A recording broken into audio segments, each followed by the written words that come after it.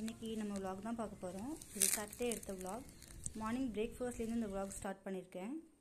இன்றைக்கி சாட்டர்டேன்றதுனால கொஞ்சம் பொறுமையாகவே பிரேக்ஃபாஸ்ட் பண்ணலாம் அப்படின்றதுனால பூரியும் உருளைக்கிழங்கு மசாலா தான் பண்ணலான்னு பிளான் பண்ணியிருந்தோம். ஸ்கூல் டேஸ்லாம் பார்த்திங்கன்னா லஞ்ச் பாக்ஸ் பேக் பண்ணிவிட்டு குட்டீஸை ஸ்கூலுக்கு அனுப்புறதே ரொம்ப ஹரிபரியாக தான் இருக்கும். அதனால் லீவ் டேஸில் இந்த மாதிரி கொஞ்சம் பொறுமையாக பண்ணி சாப்பிட்லாம் அப்படின்னு சொல்லிட்டு மார்னிங்கே ஸ்டார்ட் பண்ணிட்டோம். எங்கள் வீட்டு குட்டீஸ் பார்த்திங்கன்னா பூரினா கொஞ்சம் விரும்பி சாப்பிடுவாங்க. அதனால் அப்பப்போ நாங்கள் இடையில இதை ஆட் பண்ணிப்போம்.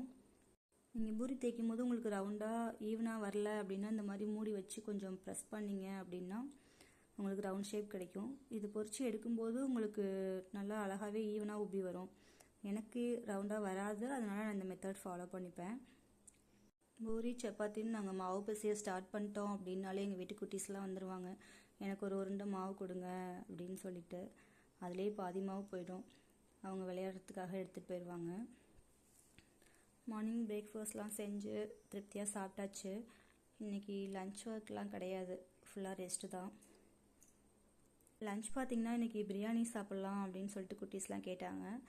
அதனால பட்டுக்கோட்டையில் சம்பூர்ணா பிரியாணி தான் ஃபேமஸ். ஸோ இன்றைக்கி அங்கேயே வாங்கிட்டு வந்துடலாம் அப்படின்னு சொல்லிட்டு மாமா 12:30க்கெலாம் கிளம்பி போயிட்டாங்க.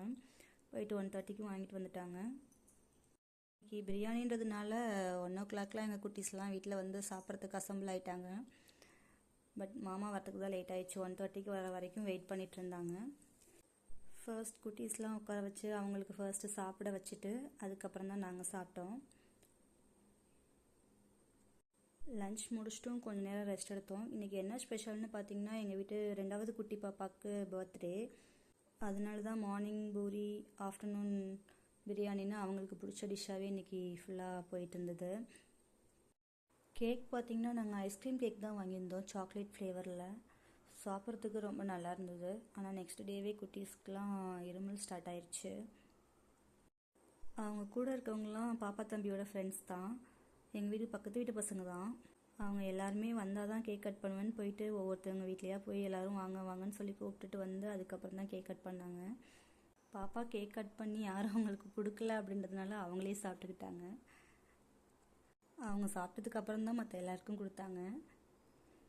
குட்டீஸ்லாம் பார்க்கும்போது எந்த ஒரு கமிட்மெண்ட்டுமே இல்லாமல் எந்த ஒரு டிஸ்டர்பன்ஸும் இல்லாமல் ரொம்ப ஜாலியாக இருக்காங்க.